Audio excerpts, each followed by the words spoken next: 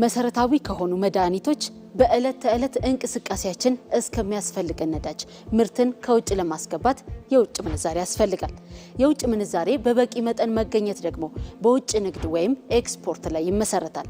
የኢትዮጵያ የውጭ ንግድ ለዘመናት በግብርና ምርቶች ላይ የተንጠለጠለና አነስተኛ ገቢ የሚገኝበትም ነበር።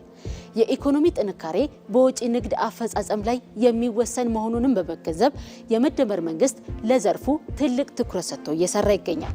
ኢትዮጵያ በውጭ ንግድ ዘርፍ የምትታወቀው እንደ ቡና፣ የቅባት እህሎችና ጥራጥሬ ባሉ ጥሬ የግብርና ምርቶች ነው።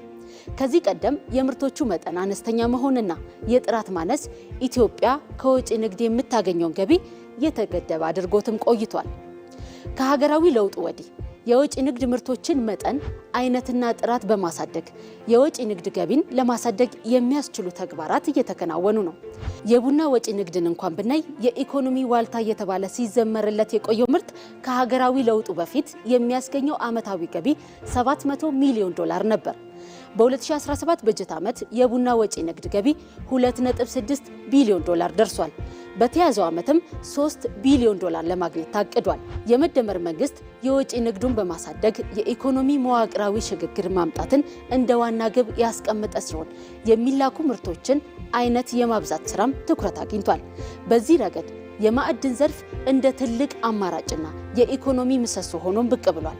የተሟላ ማክሮ ኢኮኖሚ ማሻሻያው መደረጉም በማዕድን ወጪ ንግድ ላይ መሰረታዊ ለውጥ እያመጣ ሲሆን የውጭ ምንዛሬ ተመን በገበያ የሚወሰንበት አሰራርም የማዕድኑን በተለይም ደግሞ የወርቅ አምራቾችና አቅራቢዎችን የሚያበረታታ ሆኗል። አሁን ላይ ወርቅ ለብሔራዊ ባንክ የሚያቀርቡ ከዓለም አቀፍ ገበያ የተሻለ ዋጋ እያገኙ ነው።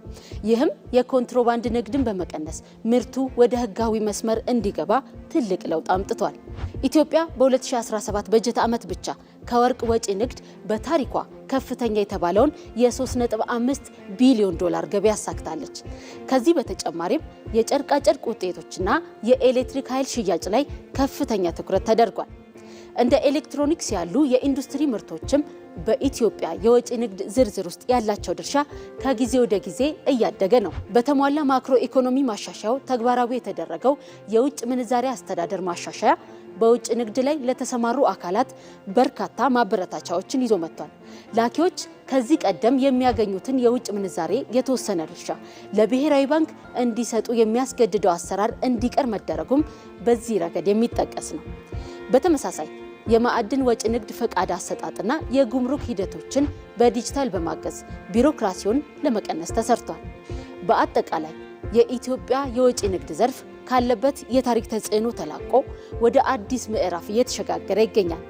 የእነዚህ የተጀመሩ ዘመናዊ አሰራሮችና መዋቅራዊ ማሻሻያዎች ተጠናክሮ መቀጠል ደግሞ ኢትዮጵያ በዓለም አቀፍ ገበያ ያላትን ተወዳዳሪነት ከማሳደጉም ባለፈ የኢኮኖሚ ሉዓላዊነቷን በዘላቂነት ለማረጋገጥ ወሳኝ ሚና ይጫወታሉ።